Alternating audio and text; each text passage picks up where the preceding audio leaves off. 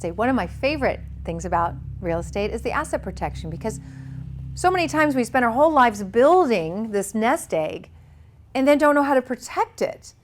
And it's funny because once you have money, that's almost scarier than not having it, because now, like, what are you going to do with it, and how are you not going to lose it? I had a couple that came in once for a loan when I was doing mortgages, and they own a $1 million property in Berkeley, free and clear. And they were at retirement age and living on Social Security. So their entire nest egg was this house. And their monthly income was Social Security, which wasn't very much. So I said, so you got it all in one basket, right? Your whole nest egg, one basket, right? Do you have earthquake insurance? No.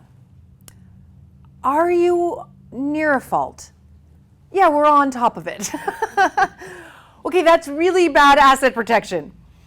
See, that's extremely dangerous, and there's a lot of people in that scenario. So this is one of the things I advise them.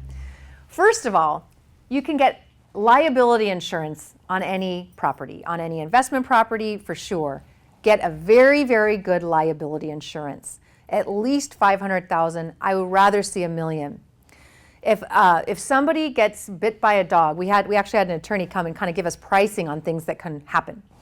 If your tenant has a dog and it bites someone and you get sued, that's about $400,000. If somebody slips and falls, it's about $300,000 to $500,000 depending on what happened to them. If somebody fell off a balcony and was hurt or worse, killed, that's going to be a couple million. So usually when someone's suing you, they're not doing it just to make you mad, they're doing it to get money, right? They want money. So if you've got a liability insurance policy of at least $500,000, you've got the dog bites and the slip and falls covered. Anything more severe would be in the $1 million range, where, you know, if you want to be more protected, you would get $1 to $2 million policy on those properties. Or get the $500,000 liability and then get an umbrella policy on your home.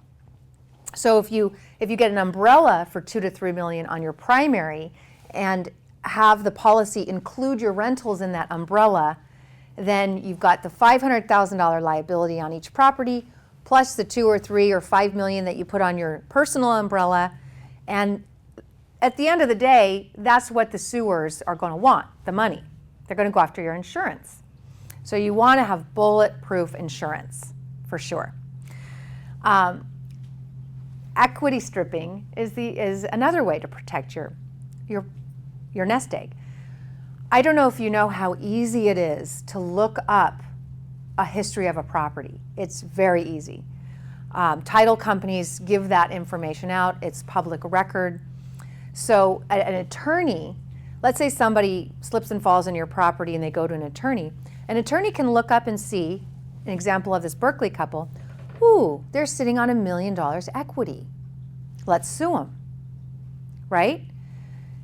However, if that couple had put an equity line on their property, let's say they put a $500,000 equity line or something on their property, even if they never used that equity line, it would look like a $500,000 loan on the property, which would make it a little bit less interesting.